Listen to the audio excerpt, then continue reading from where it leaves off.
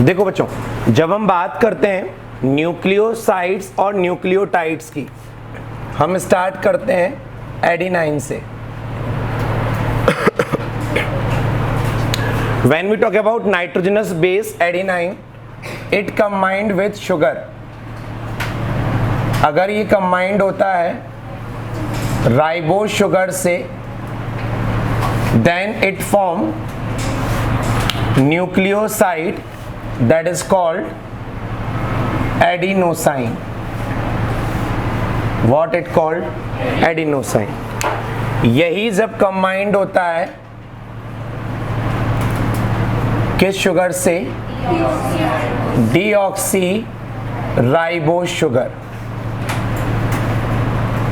It form deoxy adenosine. जब ये adenosine और डीऑक्सी एडिनोसाइन कंबाइंड होते हैं फॉस्फेट ग्रुप से, they form adenosine monophosphate, या फिर यहां क्या बनेगा? Deoxy adenosine monophosphate.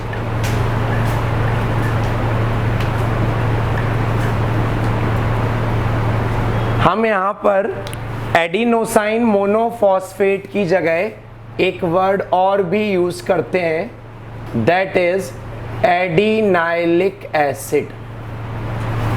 क्या वर्ड यूज करते हैं? अगर यहाँ एडिनाइलिक एसिड वर्ड यूज हो रहा है तो यहाँ क्या होगा?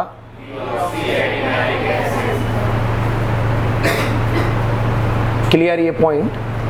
ओके, अब देखो सेम होगा ग्वानिन के साथ। ग्वानिन, ग्वानोसिन, डीऑक्सीग्वानोसिन, ग्वानोसिन मोनोफॉस्फेट या ग्वानिलिक एसिड, डीऑक्सीग्वानोसिन मोनोफॉस्फेट, डीऑक्सीग्वानिलिक एसिड। ओके, जब हम बात करते हैं साइटोसिन की, ये कंबाइंड होगा राइबोज शुगर से,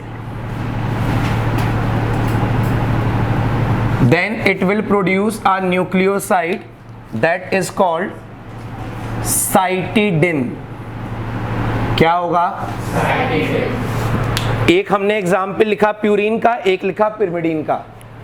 प्यूरिन के सेम बनेंगे, पिरिमिडीन के सेम बनेंगे। यहाँ अगर हम थायमीन लेंगे तो यहाँ थायमिडिन बनेगा, अगर हम यूरेसिल लेंगे तो यूरिडिन बनेगा। क्लियर? यूरेसिल सिर्फ राइबोज शुगर से कंबाइन करेगा तो यूरिडिन बनेगा, थायमीन डीऑक्सीराइबोज से तो डीऑक्सीथायमिडिन। क्लियर ये पॉइंट? अब हम दोनों लेकर चल रहे हैं यहां पर साइटोसिन के साथ में, तो cytosine when will combined with deoxyribose sugar, it produce डीऑक्सीसाइटिडिन।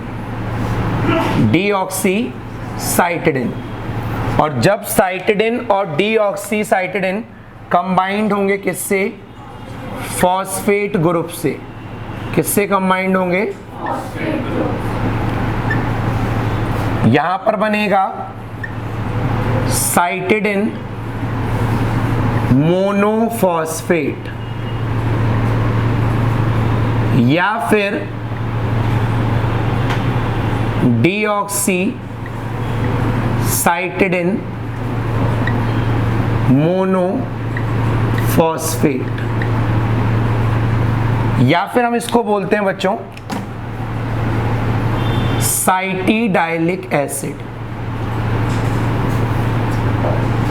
And it will be known as deoxycytidylic acid. तो these are the nucleoside, these are the nucleotide। Clear? बना लो इसको।